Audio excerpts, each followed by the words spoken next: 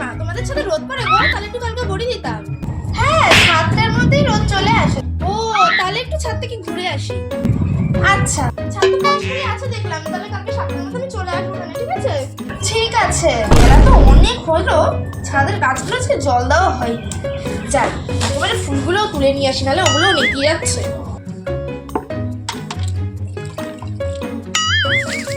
কি ব্যাপার, গাছের ফুলগুলো কোথায় গেল? কোন ফুল ফুটেছে আজকে?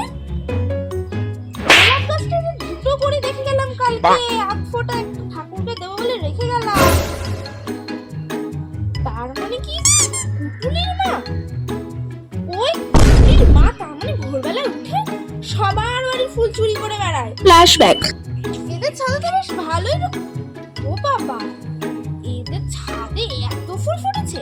প্লাস্টিকটাও নিয়ে এসেছি, তুলে নিয়ে যাই।